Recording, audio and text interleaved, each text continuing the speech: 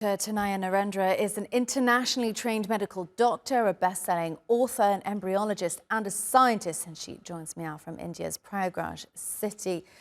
We saw a horrific incident similar to this back in 2012 when a medical student was assaulted and died, eventually in Singapore. And this has been an issue, an ongoing issue in India. Why haven't things changed? I think we need a major systemic overhaul. It's not just one incident that happens one off. We get so many different instances of news like this coming, and it's always very horrific. It's not some random piece of information you hear. You'll hear about very gruesome details, and it is quite terrifying. As a woman and as a doctor, I'm doubly scared right now because I see this so often, and we have a very strong patriarchal mindset over here. We need a sensitization program. We need young people to be educated, especially men, about how to make places safer for women. And we also need to include them in the conversation because I don't think it's easy to exist in an environment where you're constantly scared. Absolutely. And in this case, it's said that potentially a member of the police force is one of the main suspects. Do you believe the justice system will prevail and criminals will be held to account for this?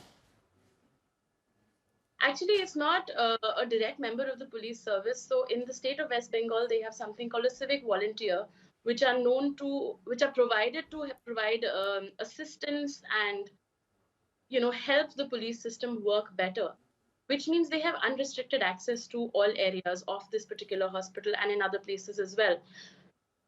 I don't know if these people get any training before they're sent in as civic volunteers.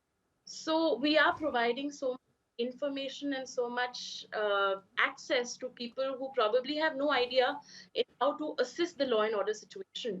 I truly hope things change. I truly hope it, the matter comes to justice, but I don't know if I can say for certain if it will happen, given the involvement of the people that are involved in this situation. Gosh, thank you so much for that clarification. So you're basically saying these are people who are in essence responsible for making the hospital safer, that potentially is to blame for this. I mean, obviously, we'll find out in due course.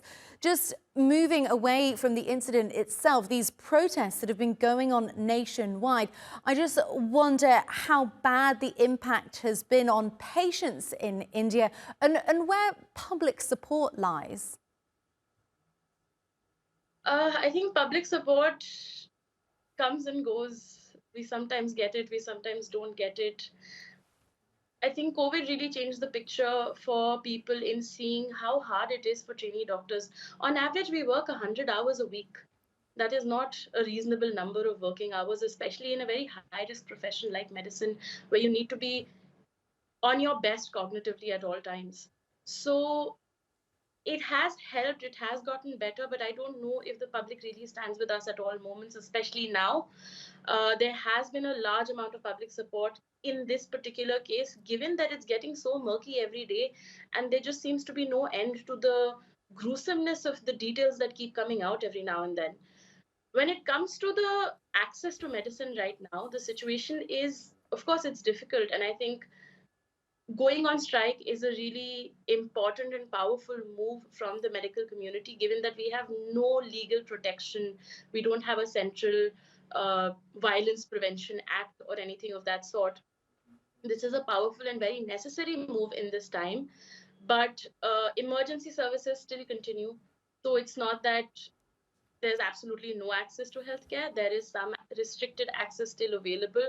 And I think it is a trade off at this moment that we need the government and we need the central authority to hear us, provide us.